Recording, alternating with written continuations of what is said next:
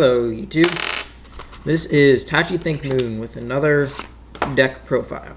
This time it is a Murakumo Shirayuki deck profile. Now then you might be wondering why I'm making a Shirayuki deck profile. That's upside down. Maybe. I can't tell with the webcam.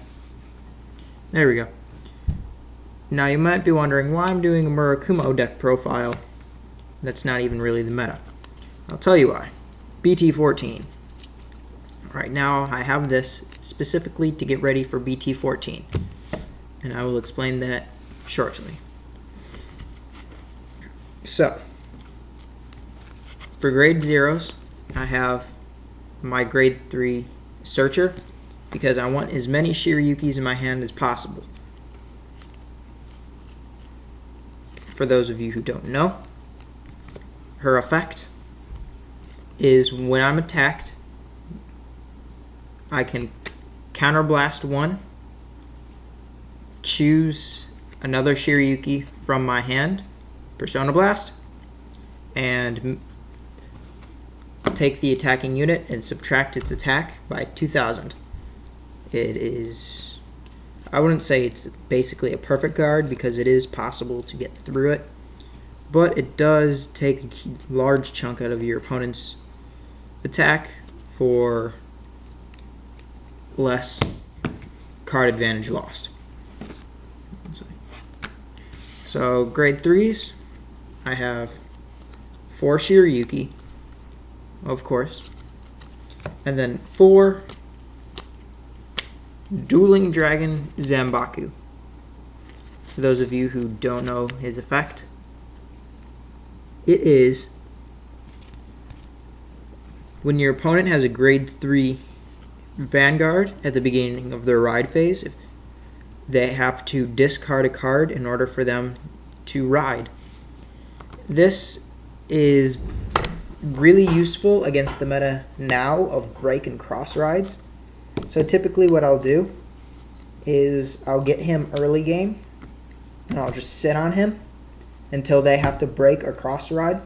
And even if they don't break or cross ride, I can just sit on him, it doesn't really matter. And then after they break or cross ride, or just after I get limit break, I pull out my Shirayuki and go in defensive. As for grade 2s, I have 4 damage on flippers because you're going to be somewhat counterblasting a lot with Fantasy Petal Storm along with your Searcher and Ouroboros card. And then also it allows me to push for more damage with the grade 1s that are Counterblast 1 and give it 1,000. I'll explain that all when I get there. Other than those, I have 4 Stealth Fiend Bloody Mist, just basic 10k intercept and attacker, and then 2 Swift Armor Fushimi. These allow me to get rid of pesky starting Vanguards. I only need 2 because he's pretty much useless on rear guard and I just need to ride him. And then really the early damage, this isn't so much a rush deck, like I can run it as a rush deck, which I will explain, but I can also get rid of things like that Narukami Forerunner that I cannot think of the name.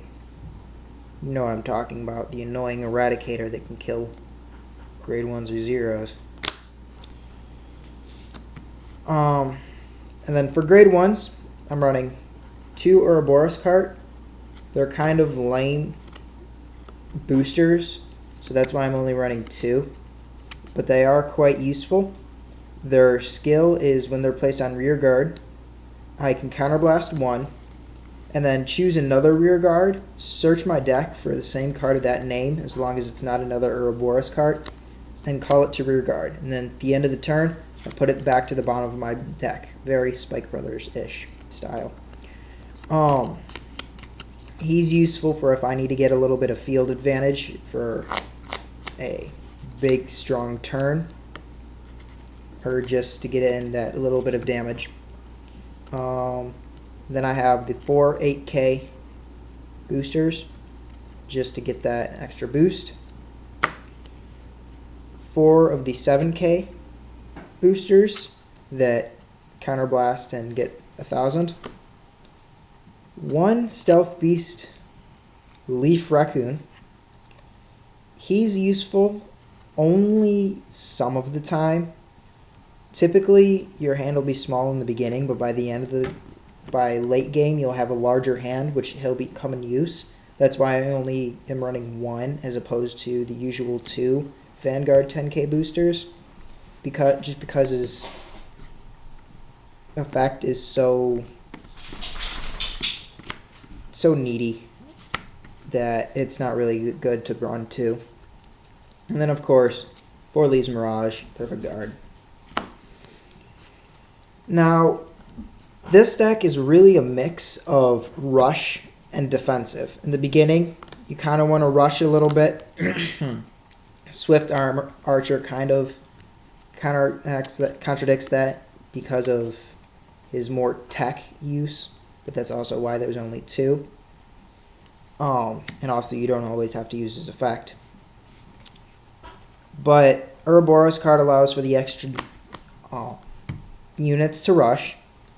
Stealth Beast can counterblast to get up to those magic numbers, and then White Mane can get you your counterblasts back to be able to use for Shirayuki late game for the defensive side. Also adding to the defense are my 5. Why am I saying 5? My 9 crit triggers. It adds to defense because they're all 10K guards, and they're also good for rushing because 9 crit triggers. 9 is a good number. And then I have 3 draw triggers, just to get that extra hand bonus towards the end of the game, and also so I can do something with Leaf Raccoon. But I don't want too many because I want more crits for that extra damage, especially if I'm going on the defensive side. Those crits are a good aggro bonus to the defense. And then, of course, 4 heals. This deck is kind of tough to play at the moment, just because it doesn't have the bite that current meta decks do.